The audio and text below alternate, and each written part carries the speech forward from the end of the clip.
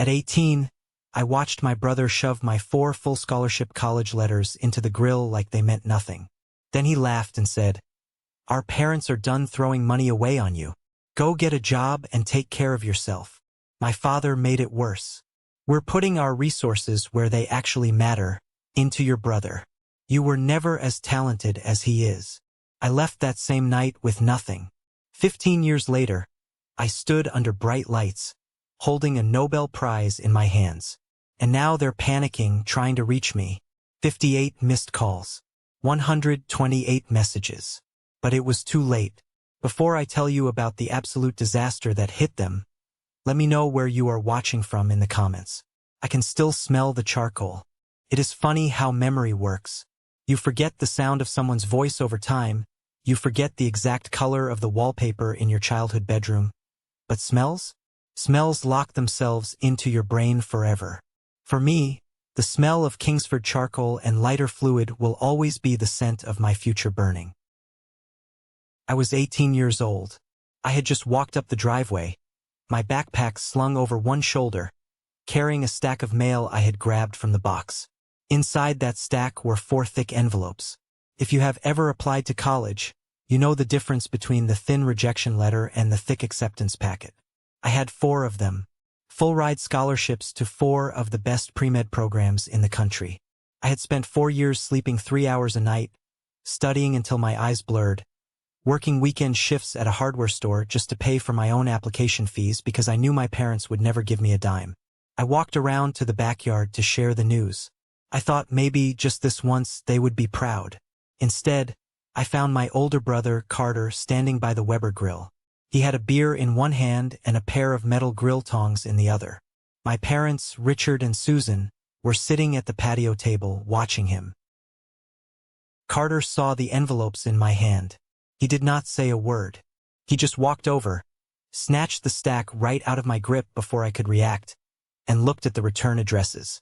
A slow, cruel smirk spread across his face. "What is this, Matthew?" he asked, his voice dripping with that fake innocence he always used before he did something terrible. "More junk mail. Give those back," I said, reaching for them. Carter stepped back. He looked at my parents, then back at me. "Our parents are done throwing money away on you," he said. He tapped the envelopes against his chin. "Go get a job and take care of yourself." Then, he turned and tossed all 4 unopened envelopes straight onto the hot coals. I lunged forward, but the heat pushed me back. The edges of the paper curled instantly, turning brown, then black, before bursting into bright orange flames. I watched the seals of the universities, the proof of my sleepless nights, the ticket out of that town, disintegrate into ash. I whipped around to look at my parents. I expected shock. I expected my father to jump up and pull them out. I expected my mother to yell. They did nothing. My mother looked down at her hands, taking a slow sip of her iced tea. My father just looked at me with cold, dead eyes. "We are putting our resources where they actually matter," my father said, his voice flat and perfectly calm. "Into your brother. You were never as talented as he is. He needs the support to build his business. We are not wasting another second entertaining these little academic fantasies of yours." My own father. He watched my life burn and called it a fantasy. Carter had already drained the college fund my grandparents had set up for both of us, blowing it on failed startup ideas and expensive clothes. And now they were making sure I could not escape under my own power either. I did not scream. I did not cry. Crying in that house was like bleeding in a shark tank. It only made them bite harder. I just stared at the ashes floating up into the evening sky, and in that exact moment, a switch flipped inside my chest. The desperate kid who wanted his parents' love died right there on the patio. Let us fast forward exactly 15 years. I was 33 years old, standing in a grand hall in Stockholm, Sweden. The lights were so bright they washed out the faces of the crowd. The applause was a physical force, vibrating through the floorboards. I looked down at my hands. I was holding a gold medal, the Nobel Prize in Physiology or Medicine. I stepped off the stage, walking past royalty and the greatest scientific minds on the planet, and slipped into a quiet corridor to check my phone. The screen was completely lit up. 58 missed calls. 128 text messages. All of them from my father, my mother, and Carter. The same people who watched my scholarship letters turn to ash were now frantically trying to reach me. They were not calling to congratulate me.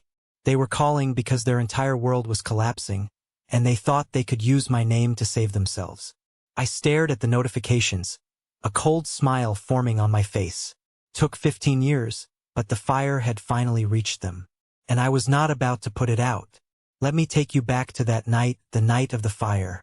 After my father delivered his verdict, I did not say another word. I turned around and walked back inside the house. I could hear Carter laughing in the backyard, the clinking of glasses as they went right back to their evening. They thought they had broken me. They thought I would wake up the next morning, put on a uniform, and quietly start paying them rent while Carter played businessman. I walked up the stairs to my room. It was a small space, barely big enough for a twin bed and a desk, but it had been my sanctuary. I pulled an old, beat-up canvas duffel bag from the closet. I did not pack memories. I did not pack the trophies from middle school or the photo albums. I packed 3 pairs of jeans, 5 shirts, underwear, socks, and a heavy winter coat. I packed my toothbrush and my high school diploma. I reached under my mattress and pulled out a flat tin box. Inside was all the cash I had to my name. $38. That was it. My meager salary from the hardware store had mostly gone to paying for my own food and the application fees that were currently sitting as gray dust in the bottom of a Weber grill.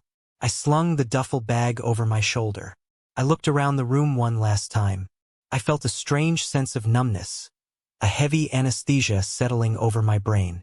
I walked down the stairs, making sure to avoid the creaky step near the bottom. I went out the front door and closed it behind me with a soft, definitive click.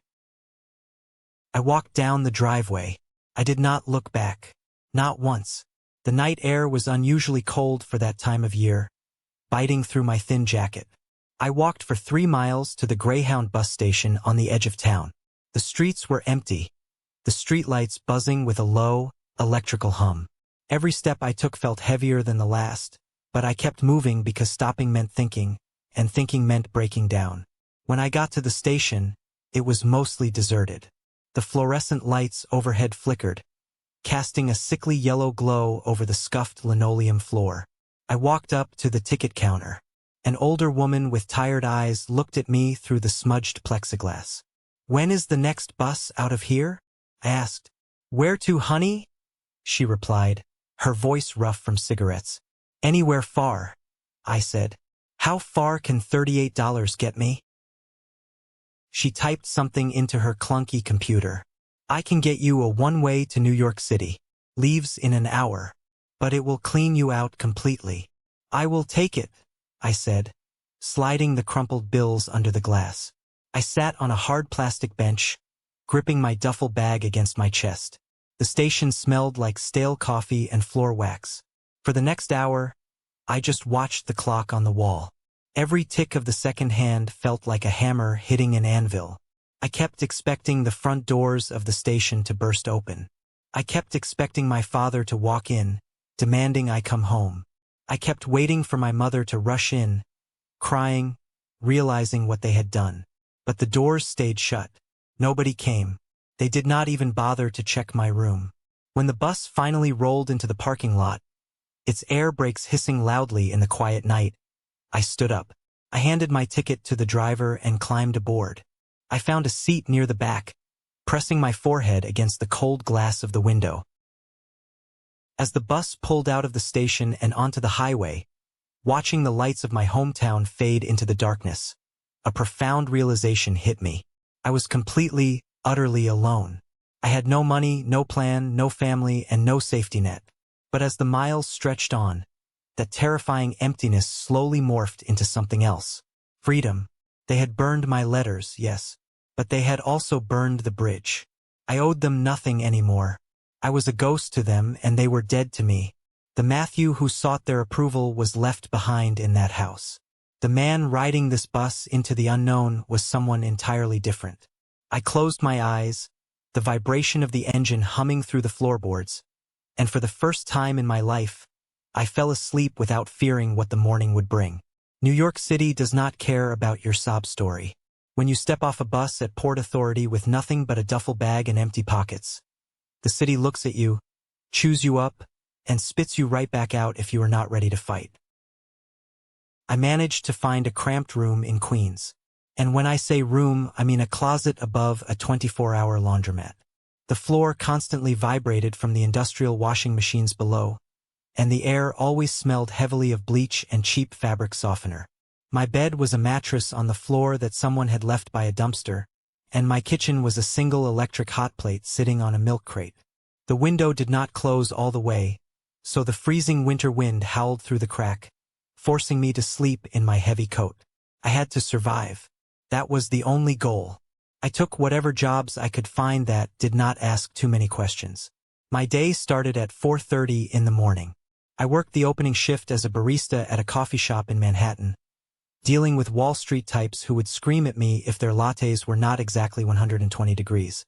By 1 p.m., I stripped off my apron and ran to the subway to get to my second job, a customer service representative at a massive call center. For 6 hours, I wore a headset and let angry people yell in my ear about late fees on their credit cards. Then, at 8 p.m., I took another train out to a medical supply warehouse in Brooklyn. I spent the night shift hauling boxes of saline solution, surgical gloves, and heavy equipment. My hands were constantly blistered. My lower back felt like it was made of broken glass, and my feet were so swollen I had to unlace my boots just to walk home. I was making minimum wage across the board. Every Friday, I calculated my expenses down to the penny.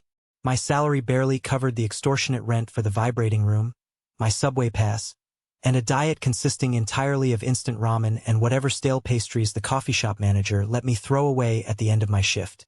But the physical exhaustion was nothing compared to the mental torture. Every single spare minute I had, I spent at the public library. I used their computers, typing furiously, trying to piece my life back together. I did not have the physical acceptance letters anymore, and I did not have the login credentials for the university portals because they were printed on the papers Carter burned. I called the admissions offices of the 4 universities. I begged, pleaded. I explained my situation. I am sorry.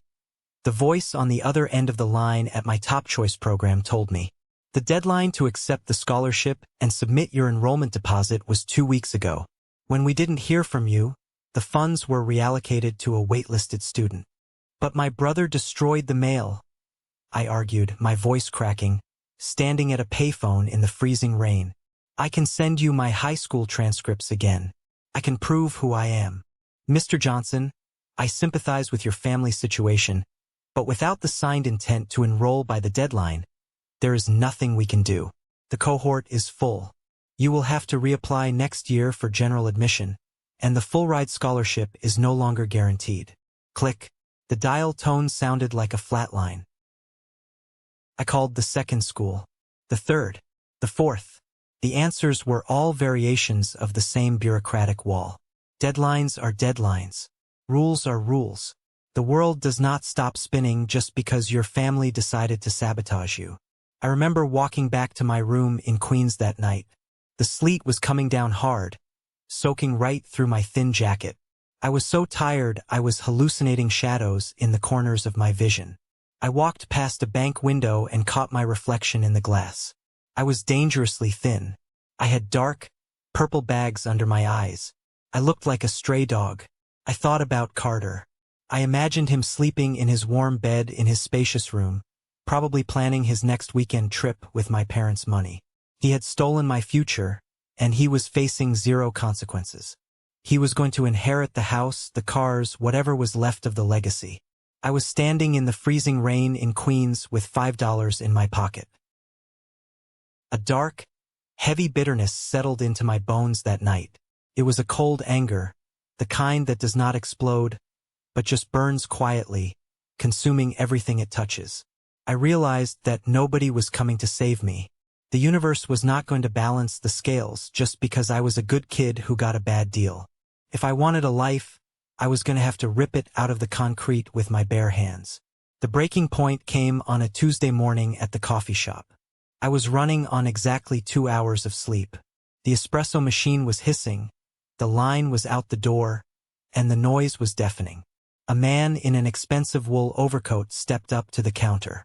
He ordered a complicated, overly specific drink. I punched it in, but in my exhaustion, I missed a modification.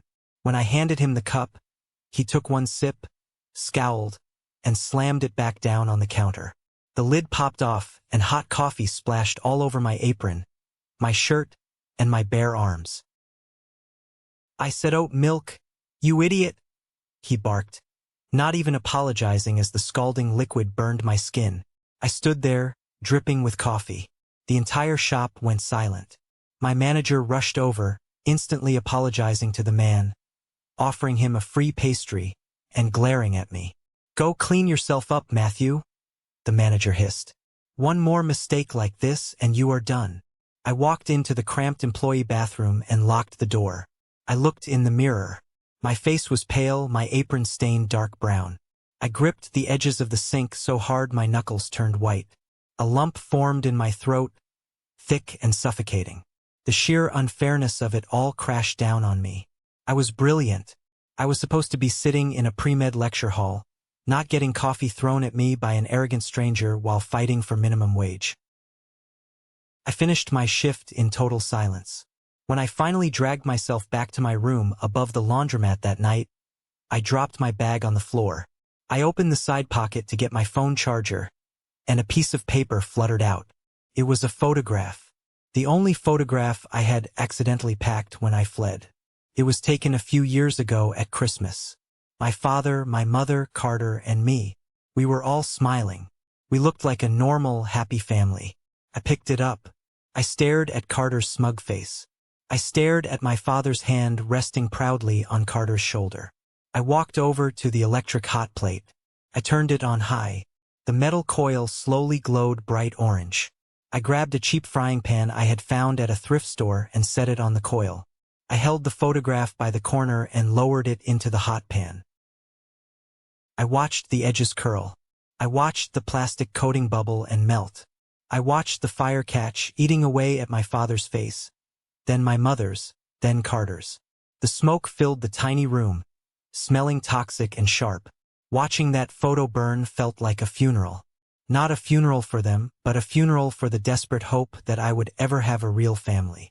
When it was nothing but a pile of black ash in the pan, I ran it under the sink and washed it down the drain. It was over. The past was dead.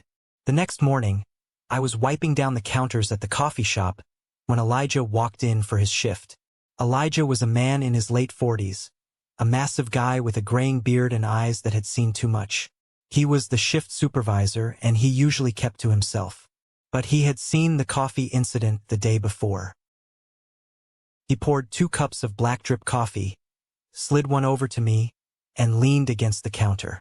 "You look like you are carrying a ghost on your back, kid," Elijah said, his voice a deep rumble.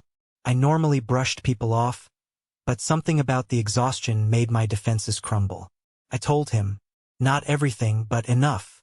I told him about the scholarships, the fire, the escape, and the brutal rejections from the universities. Elijah listened without interrupting. He took a slow sip of his coffee. "I get it," he said quietly. 10 years ago, I went through a divorce that ripped me in half. My ex-wife had a great lawyer. She took the house, the savings, and the worst part was the custody battle. I lost my kids because I couldn't afford a place with an extra bedroom. I spent 3 years drinking myself to death in a basement apartment. He looked me dead in the eye. "You are stuck on the injustice of it, Matthew," he said. "You keep contacting these schools telling them your sad story, hoping they will take pity on you. The world doesn't reward victims. It respects survivors. Stop writing them letters asking for sympathy. You need to write a survivor's manifesto. You need to show them that what happened didn't break you. It sharpened you." That conversation changed the trajectory of my life. Elijah was right. I had been playing the role of the traumatized kid.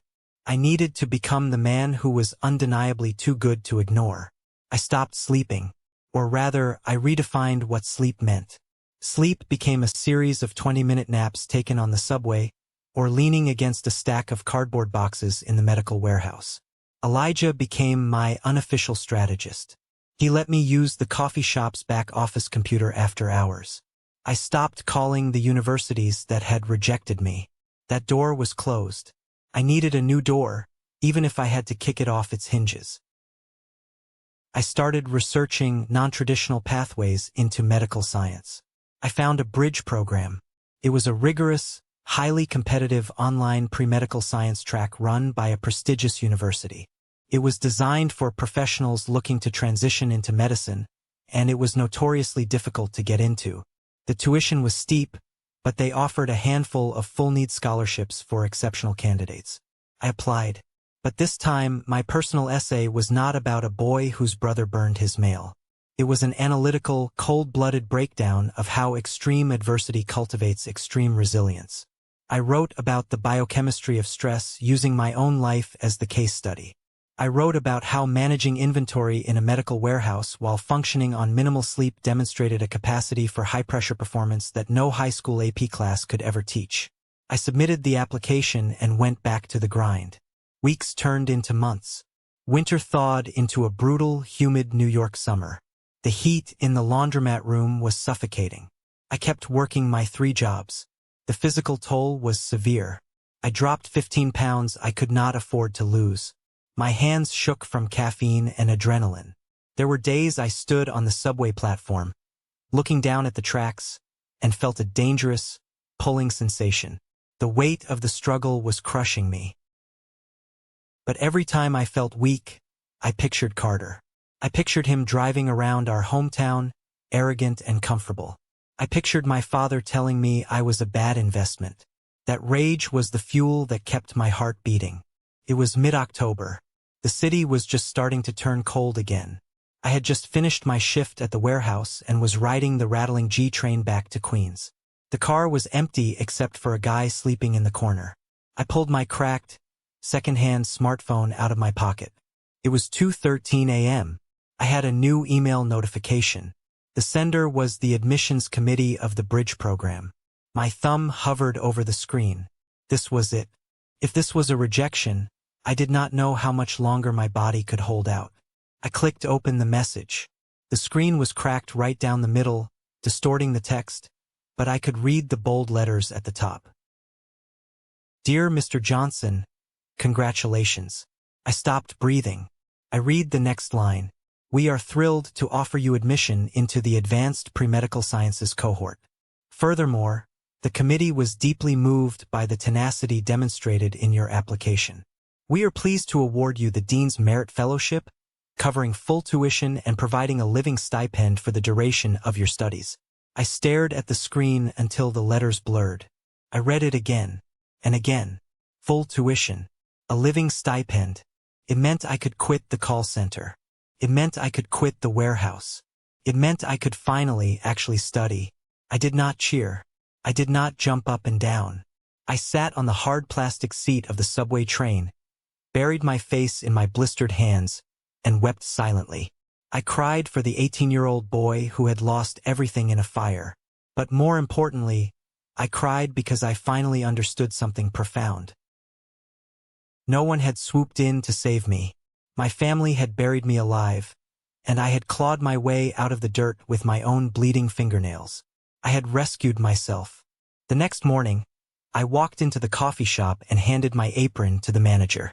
I walked over to Elijah, who was wiping down the espresso machine.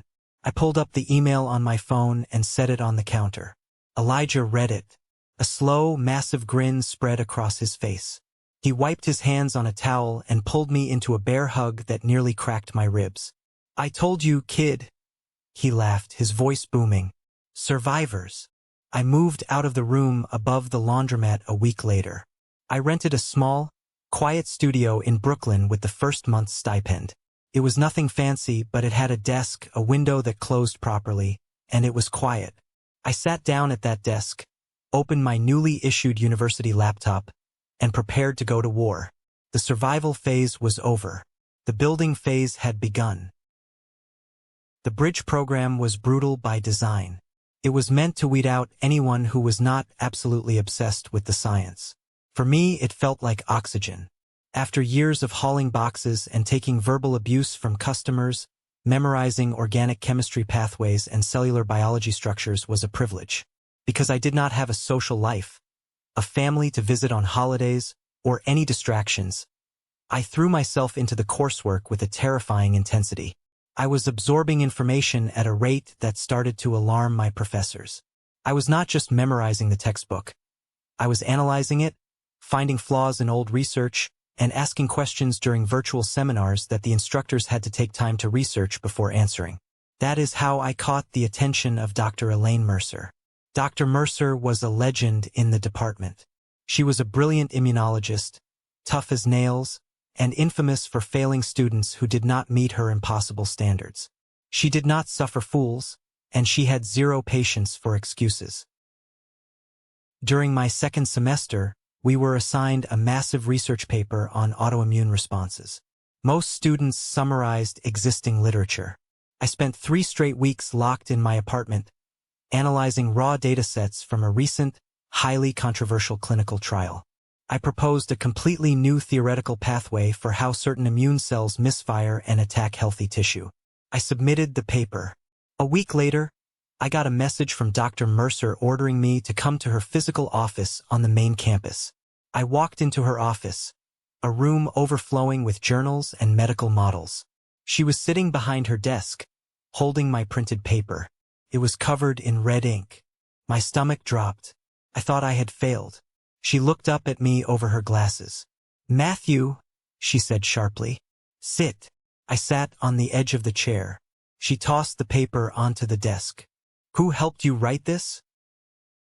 "Nobody, Dr. Mercer," I replied, confused.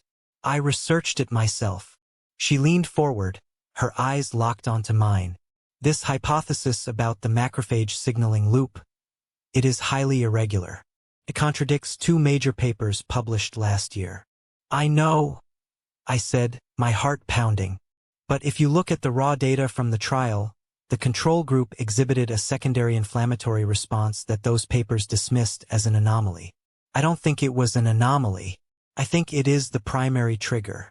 Dr. Mercer stared at me for a long, uncomfortable minute. The silence was thick. Then, slowly, the corner of her mouth twitched upwards. "You think like a researcher, Matthew," she said softly. "Not just a student. You have the instincts of a scientist. You see the gaps in the wall that everyone else walks right past." Hearing those words from a woman of her stature, it was indescribable. For 18 years, my father had told me I was useless. Carter had convinced the world I was the slow, talentless brother. And here was one of the brightest minds in medicine telling me I had a gift. It was the first time the deep, festering wound in my chest felt like it was finally starting to heal. "I am nominating you for the university's internal research grant," Dr. Mercer continued, opening a file. "It is a fully funded position in my laboratory. You will be running real trials based on this hypothesis. If you succeed, we publish. If you fail, you learn. Are you ready for that?" "Yes," I said without hesitation. Entering Dr. Mercer's lab was like stepping into a different universe. I traded my coffee-stained apron for a white coat. I learned how to run flow cytometry, how to culture cells, how to extract RNA. I practically lived in the lab. My hypothesis was sound. The initial tests were showing incredible results. The science was working. I was finally becoming the person I was meant to be. I felt untouchable. But I had forgotten a crucial rule about my family. They always show up when you finally have something worth destroying. The university proudly posted an announcement on their public social media pages about the grant recipients. It included a short profile on me, mentioning my unconventional path to medical research and praising my dedication. It was meant to be an inspiring story for alumni. 2 days after it was posted, my phone buzzed with an alert. Someone had tagged me in the comments section. I opened the app. There, under the photo of me in my lab coat, was a comment from an account I recognized instantly. It was Carter. "Unconventional path?" That's a polite way of saying he's a college dropout who couldn't handle real school the first time around. Don't glamorize failure. Our family tried to help him, but some people just refuse to work hard. I stared at the screen. The blood drained from my face. My hands started to shake. A violent, uncontrollable tremor that rattled the phone against my desk. In a matter of hours, other people, strangers, alumni, probably people Carter had directed there, started replying to his comment. They were laughing. They were calling the university's standards into question. They were mocking the sob story narrative. Wait, so they gave a massive grant to a barista who didn't even finish a normal undergrad degree? One comment read, "Sounds like a PR stunt by the university. What a joke," read another. I felt the air being sucked out of the room. It did not matter that I was a grown man in a prestigious laboratory. In that moment, I was 18 years old again, standing in the backyard, watching my future turn to ash while Carter smirked. He had found me. Across state lines, across years of silence, he had sniffed out my success and thrown a match on it. The panic was absolute. I locked the door to the lab. My chest was tight, my breathing shallow. I thought about the board of directors seeing those comments. I thought about the grant being revoked. The shame was a physical weight, pressing me into the floor. The ghost of my past had reached out from the grave and grabbed me by the throat. I immediately drafted an email to the university communications office, asking them to delete the post. Then, I drafted an email to Dr. Mercer, telling her I needed to withdraw from the grant program for personal reasons. I was going to run. It was a trauma response, pure and simple. Hide before they can hurt you worse. Before I could hit send, there was a sharp knock on the lab door. "Matthew, unlock the door," a stern voice demanded. It was Dr. Mercer. I wiped my face, took a shaky breath, and opened the door. She marched in, holding a tablet. The screen displayed the comments section of the post. "Did you see this?" she asked. I looked at the floor.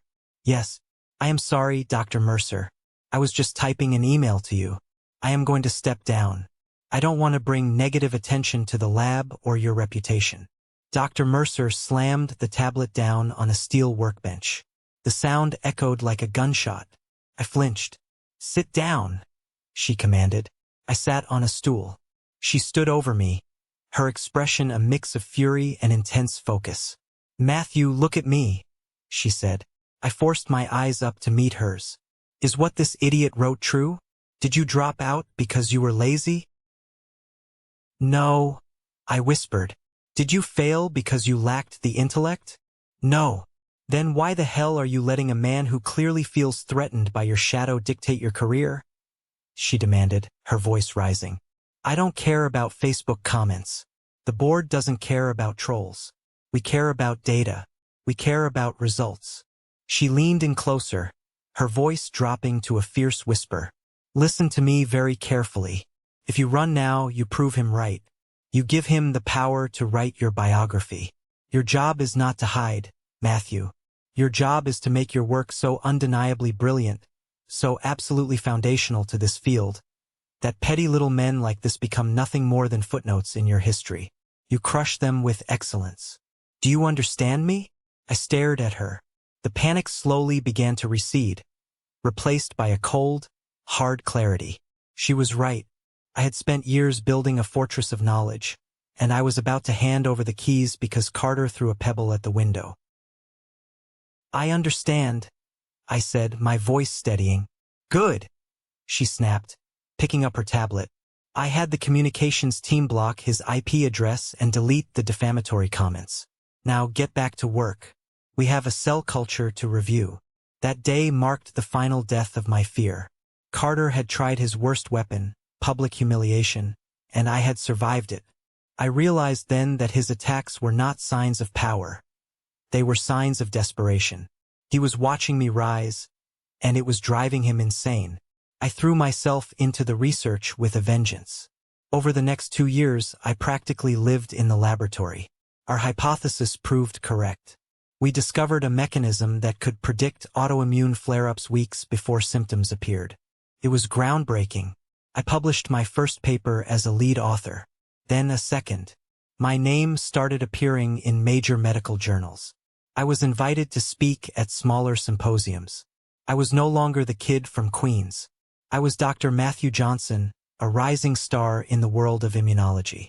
I had built my armor out of science, and it was impenetrable. While I was building a legacy based on verifiable data and grueling hours in the lab, Carter was building a house of cards. Because I had severed all direct contact, I only knew what was happening with my family through the occasional Google search. A morbid curiosity I indulged maybe once a year. The contrast between our lives was staggering. My father had made his choice. He had invested his resources into the golden child. And the golden child was bleeding him dry. Carter had always been a master of appearances. He was the guy who bought the expensive suit before he had the job interview. He had bounced from one failed business venture to another. First, it was a tech startup that went bankrupt in 6 months. Then, it was a boutique marketing firm that lost its only 2 clients. Through it all, my parents footed the bill. The crowning jewel of his absurdity was the car. I remember seeing a photo he posted online. Carter, leaning against a brand new, metallic black Porsche 911. He was wearing a designer watch and a tailored blazer, smiling like he had just conquered Wall Street. The caption read, "Hard work pays off. Next stop, changing the healthcare industry." I found out later, through public property records, that my parents had taken out a massive second mortgage on their house to buy that car and inject cash into his newest company. They were draining their retirement accounts, leveraging their inheritance, risking their entire financial future to maintain the illusion that Carter was a success. His new venture was a public relations and wellness consulting firm. It was essentially a shell company. He used buzzwords, flashy websites, and aggressive networking to attract small-time investors. But here is where his jealousy turned into a fatal error. Carter knew he had no substance. He knew he was failing. And he knew, because my name was becoming prominent in academic circles, that his little brother was succeeding. So he did what a parasite does best. He tried to attach himself to a host. I started getting strange emails from investors I had never met, asking about my partnership with Carter's firm. I dug into it. I discovered that Carter was using my name in his pitch decks. He was not forging my signature. He was too cowardly for outright fraud at that point, but he was heavily implying a professional connection. He called his firm a family-driven healthcare initiative. He subtly suggested that the brilliant Dr. Matthew Johnson was the scientific brain behind his wellness products. He was using my hard-earned credibility to scam people out of their money to pay for his Porsche. I sat in my office, looking at the promotional materials a confused investor had forwarded me. It was nauseating. After throwing my college letters into a fire and telling me to get lost, he was now trying to ride my coattails to save his sinking ship. I could have sent a cease and desist letter right then. I could have called my parents and screamed at them, but I didn't. Science teaches you patience. You do not intervene in a reaction too early, or you ruin the result. You observe. You gather data. You wait for the perfect moment to introduce the catalyst. Carter was a bloated tick, full of stolen blood, walking blindly toward a cliff. I realized that warning him would only make him change direction. If I wanted to truly protect my name and ensure he could never use me again, I had to let him step off the edge. I hired a corporate attorney, a brilliant, ruthless woman named Chloe. I handed her all the emails, the pitch decks, and the evidence of his implied association. "What do you want to do, Matthew?" Chloe asked, looking over the documents in her sleek Manhattan office. "We can shut this down today. A swift legal notice will terrify him." "No," I said, looking out the window at the city skyline. "If we hit him now, he plays the victim. He tells my parents I am bullying him. He spins it. I want you to build an ironclad file. Document every lie, every misrepresentation, every time he uses my name to secure capital. Track the money. Track the investors." Chloe raised an eyebrow, a predatory smile forming on her lips. "You want to build a guillotine. I want to build a vault," I corrected her. A vault of truth so heavy that when I finally drop it on him, he can never crawl out from under it. So I waited. I went back to my lab. I continued my research. I let Carter drive his Porsche. I let my parents believe their investment was paying off. I let them live in their delusion while I quietly, meticulously, prepared for the day the bill would come due. That day was approaching faster than any of us realized. And the stage was set for Boston. 5 years had passed since I started my research. I was now 32. The data we had gathered in Dr. Mercer's lab was no longer just a theory. It was a proven, peer-reviewed model that was changing how hospitals approached early-stage autoimmune disease. Because of this, I was invited to be a keynote speaker at the Global Immunology Summit in Boston. This was not a small gathering. This was the Super Bowl of medical research. Thousands of the top doctors, pharmaceutical executives, and venture capitalists in the world would be in that auditorium.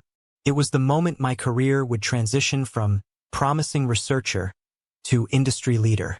A week before the conference, I was sitting in my office reviewing my slides when my direct line rang. "Dr. Johnson," a nervous female voice said. "My name is Sarah. You don't know me, but I used to be the executive assistant for your brother, Carter." I sat up straight. "Used to be. I quit yesterday," Sarah said, her voice shaking slightly. "He is erratic. He hasn't paid his staff in 2 months, and he is dodging calls from his main investors. But that isn't why I am calling." "Go on," I said, turning on the call recorder on my phone. "Carter knows you are speaking at the Boston Summit. He is terrified. His biggest investor, a medical tech firm, is going to be there. He told them that you two are launching a joint venture, and he promised them you would announce it during your keynote." I let out a harsh laugh. "He promised them what?" "He has been using a fake email address pretending to be your manager," Sarah confessed. "He forged an agreement saying you are bringing your patents over to his company. Matthew, he is flying to Boston. He is planning to ambush you at the conference, force a public photo op, and trap you into acknowledging him in front of the press to validate his lies.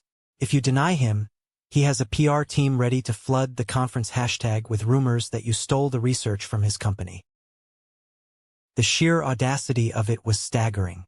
He was cornered, drowning in debt, and his survival strategy was to hold my reputation hostage in front of the entire scientific community. "Why are you telling me this, Sarah?" I asked. "Because he fired me when I refused to doctor a financial statement," she said bitterly. "And because he is a fraud. I sent a secure file to your email. It has everything. The forged emails, the investor pitch decks, the fake contracts. Do what you want with it." She hung up. I opened my email. The file was there. It was a goldmine of federal crimes.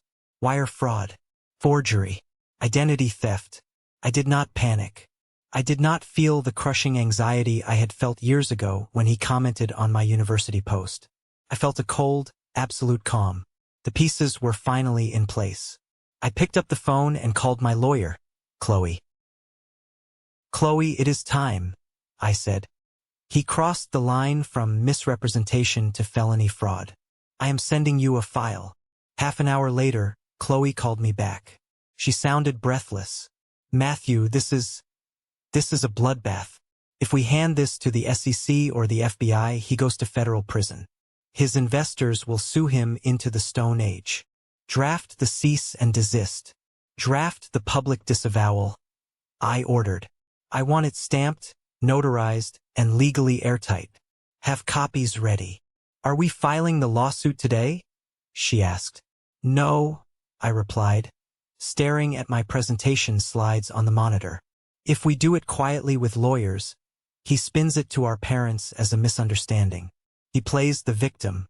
He needs to be stopped publicly, in an arena where his PR spin means absolutely nothing." "You want to do it at the Boston Summit," Chloe realized.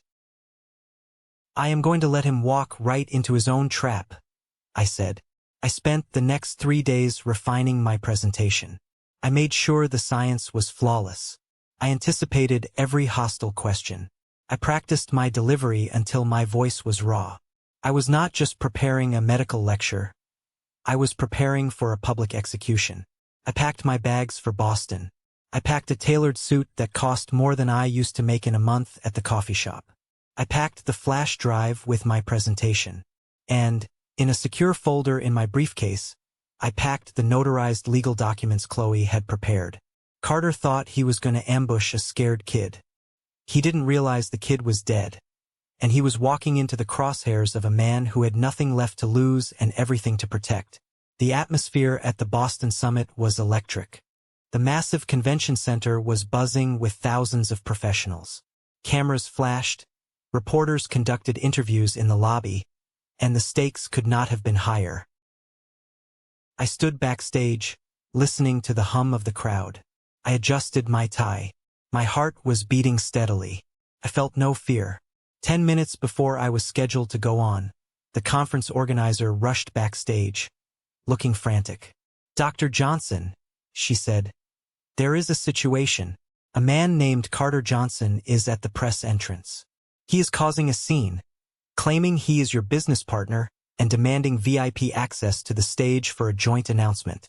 I smiled. Tight, predatory smile. "Let him in," I said. "Put him in the front row. And make sure the cameras have a clear view of him." The organizer looked confused but nodded and hurried away. I walked out onto the stage. The applause washed over me. The auditorium was massive, a sea of faces stretching back into the darkness. I stepped up to the podium and looked down at the front row. There he was, Carter. He was wearing a flashy suit, his hair slicked back. He looked older, tired, the stress of his failing lies etching deep lines into his face. He caught my eye and gave me a thumbs up, a desperate, fake smile plastered on his face. He actually thought this was going to work. He thought I would be too intimidated by the crowd to cause a scene, that I would just play along to avoid a scandal. I ignored him. I began my presentation. For 45 minutes, I commanded the room. I walked them through the data, the failures, the breakthroughs. I spoke with absolute authority. I could see the heavyweights in the audience nodding in agreement. I could see the pharmaceutical executives whispering to each other, taking notes. I was dominating the space, and I could see the panic rising in Carter's eyes. He realized, perhaps for the first time, the massive gulf between us. He was a con artist playing dress-up. I was the real deal. As I wrapped up the scientific portion, the floor opened for Q&A. A prominent researcher named Nathan, known for being ruthlessly skeptical, stood up at the microphone. "Dr. Johnson, your data is compelling. However, there are rumors circulating online this morning, reportedly from your own PR team, that this model was heavily derived from proprietary algorithms developed by an external wellness startup. Care to clarify?" The room went dead silent. Carter had pulled the trigger on his smear campaign. He shifted in his seat, looking incredibly smug. I leaned into the microphone. "I am glad you asked that, Nathan." I clicked the remote in my hand. The massive screen behind me transitioned from complex medical charts to a stark, black background. Four images appeared on the screen. They were not medical diagrams. They were high-resolution scans of 4 receipts. The receipts from the public library where I had paid to print the recovery forms for my scholarships. The dates were clearly visible, 15 years ago. "There is a rumor that my success is a family-driven initiative," I said, my voice echoing through the silent hall. "Let me be entirely transparent about my origins." I looked directly down at Carter. His smug expression vanished, replaced by sheer terror. 15 years ago, my brother, who is sitting in the front row today, threw my 4 full-ride medical scholarship letters into a charcoal grill and burned them, I said. The audience gasped. A collective shock rippled through the thousands of professionals. He did this with the full support of my parents, who told me I was a waste of resources. I was left homeless with $38 to my name. I clicked the remote again. A new slide appeared. It was a screenshot of the forged email Carter had sent to the investors, alongside the legal cease and desist order bearing Chloe's law firm seal. The man in the front row is currently under investigation for wire fraud. He has forged my signature and used my name to scam investors to fund his lifestyle. I have no business partner. I have no PR team. And I certainly have no family. The cameras swiveled immediately, pointing directly at Carter. The flashes erupted like a strobe light. I built this research from the ashes of the future he tried to destroy, I concluded, my voice ringing with finality. Some forms of destruction do not end a life. They define the direction of it. Thank you. The silence held for 1 second, 2 seconds. Then the applause started. It wasn't polite golf claps. It was a roaring, standing ovation. The entire auditorium rose to their feet. I looked down. Carter was trying to cover his face from the cameras, stumbling over the chairs as he desperately tried to flee the auditorium. Security guards were already moving toward him. The storm had broken, and I was the only one left standing. The fallout from the Boston conference was absolute. Within 48 hours, the medical tech firm that Carter had been courting pulled their funding entirely. 2 other angel investors filed civil lawsuits.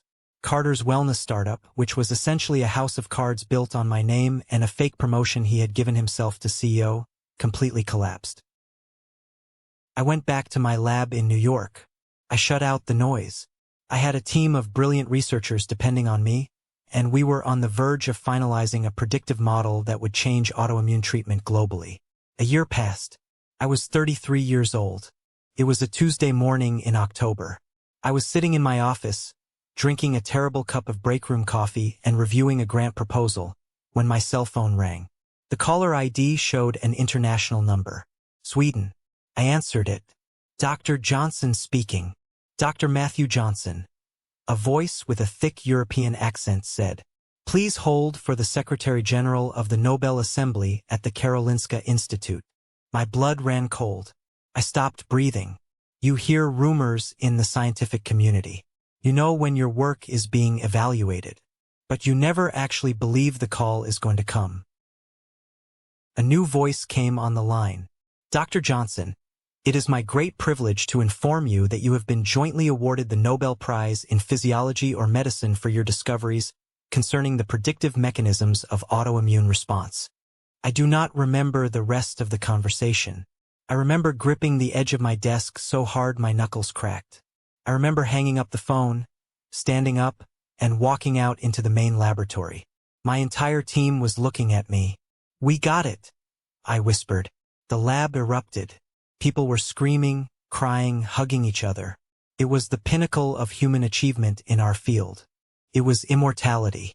Within an hour, the news hit the global press. My face was on the front page of every major news outlet. The kid who was told he was a waste of resources was now a Nobel laureate.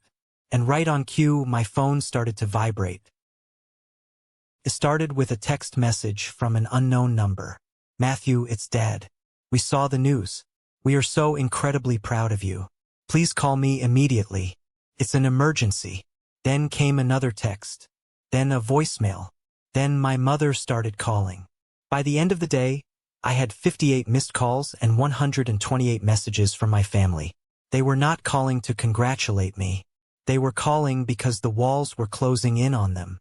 Carter was drowning in legal fees.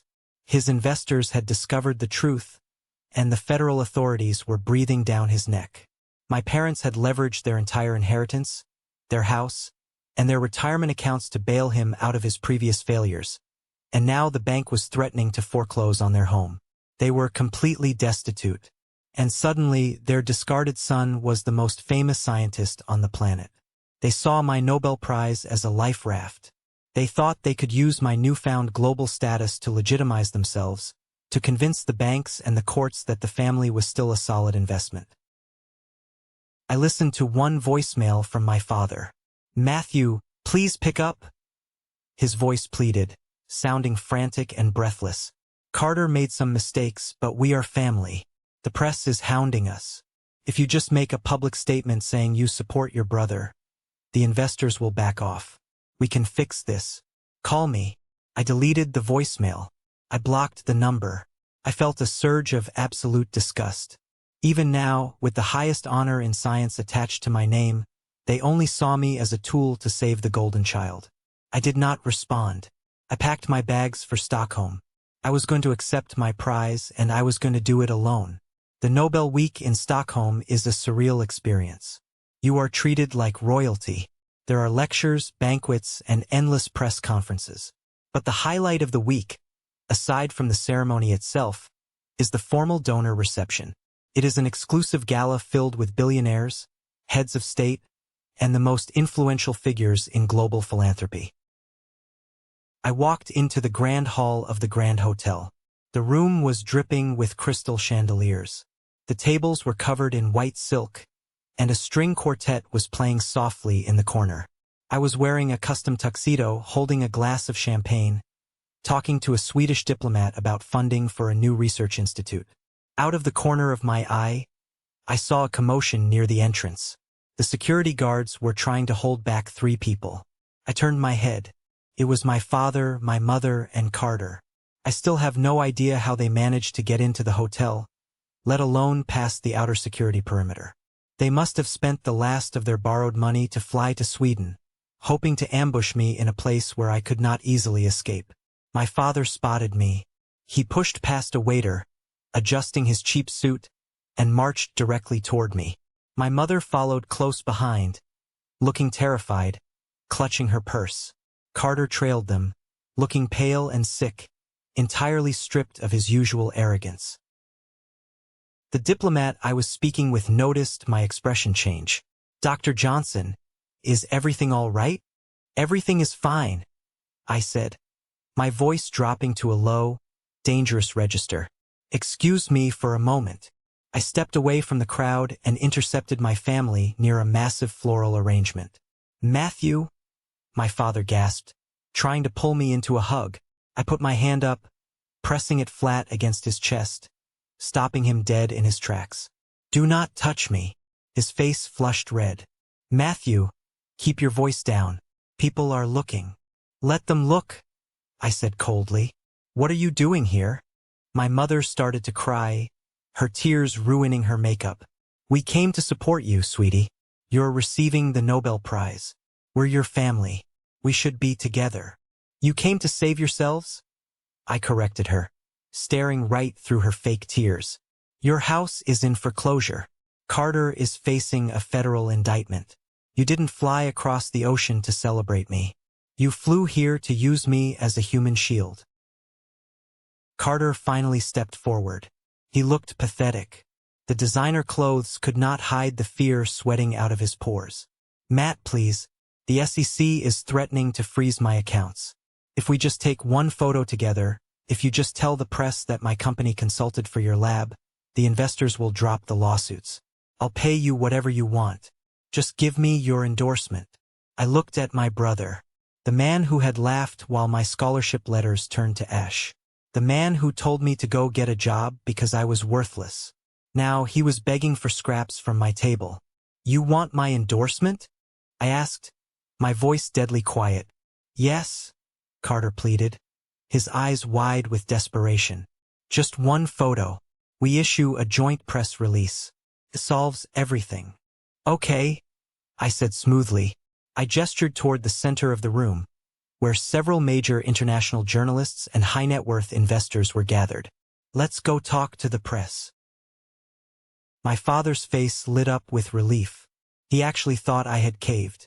He thought the pressure of the public setting had forced me to submit to the family hierarchy, just like it always did when I was a kid. He was wrong. I was not leading them to salvation. I was leading them to the slaughterhouse. I walked straight toward the largest cluster of journalists and elite donors. My family followed right behind me, their chests puffed out, ready to play the role of the proud, supportive relatives. As we approached, the reporters recognized me. The cameras immediately turned our way. The flashes began to pop. The low murmur of the gala quieted down as people realized the newest Nobel laureate was about to make an impromptu statement. I stopped in front of the cameras. I turned and looked at my lawyer, Chloe, who had been standing near the bar watching the entire interaction. I gave her a single, sharp nod.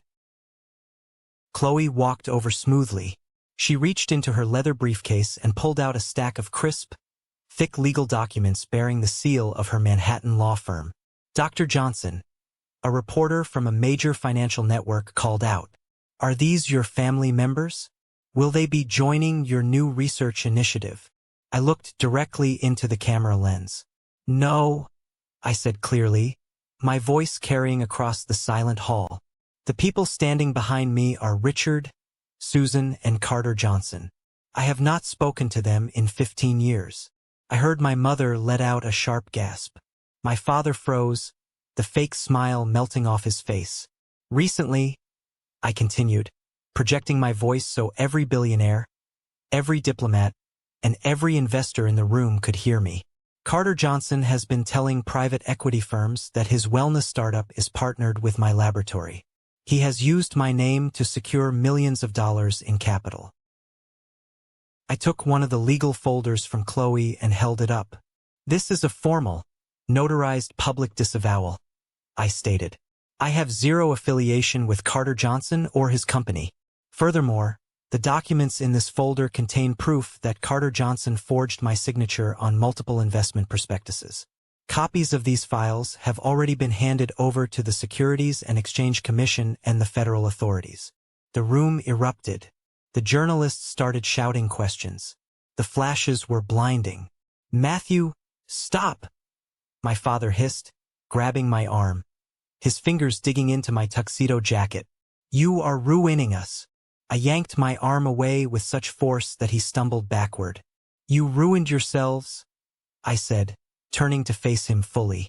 15 years ago, you stood by a grill and watched this man burn 4 full-ride medical scholarships because you decided I was a bad investment. You told me to go get a job. Well, I got a job, and I am doing it exceptionally well. I turned my attention to Carter, who was physically shaking, his face the color of wet chalk. You wanted public attention, Carter? I asked softly, stepping closer to him. You got it. This room is filled with the people you've been trying to scam. Take a good look around. Your run is over. The elite crowd surrounding us physically took a step back from my family, as if they were suddenly contagious. The disgust on the faces of the donors and diplomats was palpable. In the world of high finance and global science, reputation is everything. And I had just publicly branded Carter a radioactive fraud. The hotel security, realizing the situation had escalated, quickly moved in. Sir, you need to leave, the head of security said, grabbing Carter by the elbow. He's my brother, Carter yelled, struggling against the guard. Tell them, Matt. Tell them we're family. I don't have a brother, I said, turning my back to him. I watched over my shoulder as security dragged Carter, my father, and my crying mother out of the grand hall. The heavy oak doors slammed shut behind them. Felt exactly like a funeral. Not a funeral for a person, but the absolute final burial of their power over me. This is the moment that changes everything, the moment I finally took back control of my life. Thank you so much for your patience and for staying with me until now. You've been amazing. Please give this video a like and comment 1 below to let me know you've made it this far. Not only does this help more people find this story, but it also lets me know that my experiences truly mean something to someone. Your support is my greatest motivation to keep sharing the rest of this journey. After the gala, I returned to my suite at the Grand Hotel. The room was enormous, silent, and incredibly still. I walked over to the floor-to-ceiling windows and looked out over the freezing, dark waters of the Stockholm harbor. My phone was sitting on the mahogany desk. It was vibrating constantly, a relentless buzzing sound that filled the quiet room. The news of the confrontation had already leaked to the press. Financial blogs were picking up the story of the Nobel laureate exposing his fraudster brother. The texts from Carter went from angry, arrogant demands to absolute, pathetic begging in the span of an hour. You ruined my life. How could you do this to your own blood? Matt, please. The bank just called. They're freezing the corporate accounts. I'm gonna go to jail. Please call your lawyer off. I'm sorry. I'm so sorry. I'll do anything. I did not read them all. I did not need to. I walked over to the phone, held down the power button, and watched the screen go black. The vibrating finally stopped. I poured myself a glass of sparkling water, sat down in a heavy leather armchair, and closed my eyes. I expected to feel a rush of adrenaline.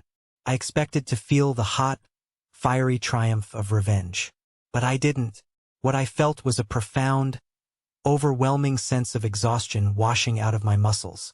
It was the feeling you get when you finally set down a massive weight you have been carrying on your shoulders for a decade and a half. I was free. The ghost of the 18-year-old boy who stood in the backyard smelling lighter fluid was finally at peace. He did not need their validation anymore. He did not need their apologies. He had built an empire of facts, data, and undeniable truth, and the liars had shattered the moment they crashed into it. I slept for 10 hours that night. It was the deepest, most dreamless sleep I had experienced since the night I left my hometown on that Greyhound bus. When I woke up the next morning, the Swedish sun was shining brightly, reflecting off the water. I put on a fresh suit, drank my coffee, and went downstairs to formally accept my Nobel Prize. I stood on the stage. The King of Sweden handed me the gold medal, and I smiled. It was a genuine smile. My mind was completely clear. The storm was over, but the wreckage left behind in America was vast, and there was one final piece of administrative cleanup I had to handle before I could permanently close the book on the Johnson family. A month after the Nobel ceremony, I was back in New York. I received a formal request from a court-appointed mediator. My parents and Carter were requesting a sit-down meeting. They claimed they wanted closure and to formally apologize without the press involved. I knew it was a lie. They didn't want closure. They wanted mercy. But I agreed to the meeting, mostly because Chloe, my lawyer, advised me that getting them to sign a sweeping non-disclosure and non-interference agreement would legally immunize me from any future harassment. We met in the massive glass conference room at Chloe's law firm. When my family walked in, I barely recognized them. The stress of the last 30 days had aged my father 10 years. His posture, once so rigid and commanding, was completely stooped. My mother looked frail, clutching a cheap tissue. And Carter looked like a ghost. He had lost weight, his eyes were bloodshot, and he wore a faded sweater instead of his usual tailored suits. They sat on the opposite side of the long mahogany table. Chloe sat next to me, her legal pad open, looking at them like a shark looking at chum. My father cleared his throat. "Matthew, thank you for agreeing to see us. Let's cut to the chase," I said, leaning back in my chair. "You are here because the federal prosecutors are offering Carter a plea deal, and you want me to write a letter of leniency to the judge. And you want me to co-sign a loan to save your house from foreclosure." My father's jaw dropped. He looked at Chloe, then back at me. "How did you?" "I have excellent lawyers," I said flatly. "The answer to both requests is absolutely not." My mother broke down sobbing. "Matthew, please, we are going to be on the street. Your father and I. The stress is destroying us. We're talking about divorce. We have nothing left. We spent every dime we had on Carter's business." I looked at my mother. I felt no pity, only a clinical curiosity. "Why?" I asked. I never understood it. Even before the fire, I had straight A's. I worked night shifts. I was independent. Carter drained his college fund, wrecked 3 cars, and failed out of his first semester. Why did you back him and throw me away? My father stared at the polished wood table. He looked small, defeated. "Because you didn't need us?" My father whispered, the truth finally breaking out of him. "You were always so smart, so self-sufficient. Carter needed us. Investing in him, buying him that Porsche, funding his companies. It made us feel powerful. It made us feel like the head of the family. We knew if you became a doctor on your own, you would leave us behind and never look back. We wanted a son who owed us. So we made sure he owed us everything." The silence in the room was absolute. Twist. There it was. The ugly, foundational truth of our family dynamic. They didn't favor Carter because he was better. They favored him because he was weak, and his weakness fed their egos. They burned my future not just out of spite, but out of a desperate need to keep me beneath them, to ensure I would be just as dependent on their conditional love as Carter was. It was the most pathetic thing I had ever heard. I looked at Carter. "You heard him? You weren't the golden child, Carter. You were the pet. And they fed you until you burst. Carter put his head down on the table and started to cry silently. I stood up. I buttoned my suit jacket. Chloe slid 3 thick folders across the table. These are waivers, I said. They state that you accept full responsibility for your financial ruin, that I hold no liability, and that you will never contact me, my laboratory, or my associates ever again. Sign them, or Chloe will file a civil suit for defamation and emotional distress that will strip you of whatever pennies you have left. My father picked up the pen with trembling hands. He signed the paper. My mother signed. Carter signed without even reading it. Good, I said. This is the last time you will ever see my face. I walked out of the conference room. I did not look back. The next 2 years were a period of massive expansion for me. Using the Nobel Prize money and securing heavily vetted private grants, I opened my own independent research facility in upstate New York. We focused purely on decoding immune system anomalies. It was a sanctuary for real science, far away from corporate PR and political posturing. One of my first hires as the director of campus operations was Elijah. Elijah, the man who had pulled me out of my depression at the coffee shop in Queens. He had been managing a small logistics company, but I offered him a salary that tripled his income, with full benefits and a housing allowance. Because of that salary and his stable, prestigious new job, Elijah was finally able to go back to family court. He hired a fantastic lawyer, fought the custody battle he had lost years ago, and won joint custody of his 2 daughters. Seeing him walk around the institute campus, smiling, holding his kids' hands on the weekends, it was a better feeling than standing on the stage in Stockholm. It was proof that when you build power the right way, you can use it to genuinely heal people. Meanwhile, justice was finally serving its cold dish to Carter. The federal prosecutors did not offer him a lenient plea deal. Without my endorsement, and with the mountain of evidence Chloe had handed over, the SEC made an example out of him. Carter Johnson was convicted of 3 counts of wire fraud and 1 count of aggravated identity theft. I read the news article online while drinking my morning coffee. He was sentenced to 7 years in a federal penitentiary. The article included a photo of the feds raiding his office. In the background, being loaded onto a flatbed tow truck by the repo men, was the metallic black Porsche 911. The symbol of his fake empire, bought with my parents' stolen retirement, towed away to an impound lot to be auctioned off for scrap value. My parents' fate was equally grim, though far less public.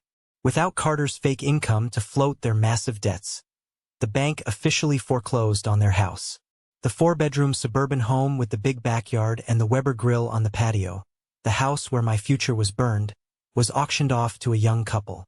My parents lost their inheritance. They lost their savings. The stress of the financial ruin finally fractured their marriage, leading to a bitter, drawn-out divorce where they fought over the remaining scraps of debt. My father moved into a cheap motel, finding work as a greeter at a big-box hardware store. My mother rented a tiny, 1-bedroom apartment in a bad part of town, living off Social Security. They had sacrificed the son who could have saved them, all to worship the son who destroyed them. It was a tragedy entirely of their own making. Boundaries are only effective if you enforce them ruthlessly. A piece of paper signed in a lawyer's office means nothing if you still leave the door cracked open in your heart. 6 months after Carter went to federal prison, the receptionist at my research institute knocked on my office door. She was holding a crinkled, pale blue envelope. "Dr. Johnson, this arrived in the mail today," she said, looking hesitant. It bypassed the standard screening. It says personal and urgent on the front. I took the envelope. I recognized the handwriting instantly. It was my mother's cursive, shaky and uneven, but unmistakably hers. The return address was listed as an apartment complex in a low-income neighborhood a few towns over from where I grew up. I held the envelope in my hand. I could feel the weight of it. It was thick, probably several pages of apologies, excuses, and ultimately, a plea for money. She was probably struggling to pay rent. She probably thought that enough time had passed, that my anger had cooled, and that the good son inside me would surface and write her a check out of guilt. She thought the bond of blood would override the memory of the fire. I looked at the trash can next to my desk. I could just throw it away. I could shred it. But I realized that destroying it quietly would leave her waiting. She would check her mailbox every day, hoping for a reply, hoping she still had a hook in me. I needed to send a message so absolute, so definitive, that she would never buy another stamp with my name on it. I walked out of my office and went down the hall to the administrative wing. I walked up to the mailroom clerk. "Do you have the red ink stamp?" I asked. The clerk blinked, surprised. "The official one?" "Yes, doctor." "Stamp this," I said, sliding the unopened blue envelope across the counter. The clerk picked up the heavy rubber stamp, pressed it into the red ink pad, and slammed it down hard across the front of my mother's letter, right over her desperate, shaky handwriting. "Return to sender. No longer at this address. Put it in the outgoing bin," I instructed. I walked back to my office. I didn't feel a shred of guilt. I didn't wonder what the letter said. I knew that by sending it back unopened, with that stark red ink across the front, I was giving her the final answer she needed to hear. I was not her son anymore. I was not her safety net. I was the man she had thrown away, and I was never coming back. That red stamp was the padlock on the vault. The parasites were permanently severed from the host. Another year went by. My life fell into a beautiful, predictable rhythm of science, mentorship, and quiet evenings. The noise of my past had completely faded into the background. Then, one Tuesday afternoon, a package arrived at the institute. It was a long, rectangular box wrapped in plain brown paper. There was no return address, just my name typed on a shipping label. I took it into my office and cut the tape with a letter opener. Inside, packed securely in bubble wrap, was a single object. It was a metal grill tong. It was old, the handles worn, but the metal had been scrubbed clean. It gleamed under the harsh fluorescent lights of my office. There was no note attached. No explanation. I stared at it for a very long time. Was it from Carter, sent from the prison mailroom as some twisted, passive-aggressive reminder? Was it from my father, a silent surrender, acknowledging the exact weapon they had used to try and destroy me? Or was it just a bizarre coincidence? A piece of junk accidentally shipped to the wrong address? It didn't matter. I picked up the cold metal tongs. 15 years ago, watching these exact tongs push my college acceptance letters into the fire had nearly killed me. It had filled me with a terror and a sadness so deep I thought I would drown in it. Now I just felt nothing. It was just a piece of cheap metal. It had no power over me. I opened the bottom drawer of my desk, tossed the tongs inside, and shut it. I didn't throw them away, and I didn't display them. I just filed them away in the dark, exactly where the memory of my family belonged. I walked over to the window of my office. Below me, on the campus green, dozens of young researchers in white coats were walking between laboratories. They were bright, ambitious, and unburdened. They were the future, and I had built the place where that future was safe. People often think of revenge as a loud, explosive thing. They think it requires screaming matches, physical violence, or actively tearing someone else's life apart. They are wrong. The most devastating, absolute revenge you can exact upon people who try to destroy you is to survive them. It is to take the bricks they throw at you and build a fortress they can never enter. It is to cultivate a life so rich, so successful, and so profoundly peaceful that their absence is the greatest gift they could have ever given you. They burned 4 pieces of paper. They thought they were burning my life. But all they really did was light the torch that guided me to exactly who I was meant to be. Thank you for sticking around and listening to my story. I know it was a long journey, from that backyard grill all the way to Stockholm, but I wanted to share the whole truth with you. I hope this resonated with you in some way. We all have people in our lives who try to define our worth, who try to tell us we aren't good enough or that we don't deserve the opportunities we've earned. Have you ever found yourself in a similar situation? Have you ever had to walk away from people you loved because they were holding you back or trying to tear you down? Let me know your experiences in the comments. I read them, And I promise you, you are not alone. If you made it all the way to the very end of this video, you belong to a special group. I want you to go down to the comments right now and type the letter W. That stands for winner. That is our secret code for the 1% Club.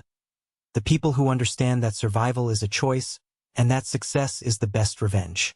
Please hit that like button if this story meant something to you. And don't forget to follow the channel so we can share more stories, more struggles, and more victories together. Stay strong, keep building your fortress, and I will see you in the next one.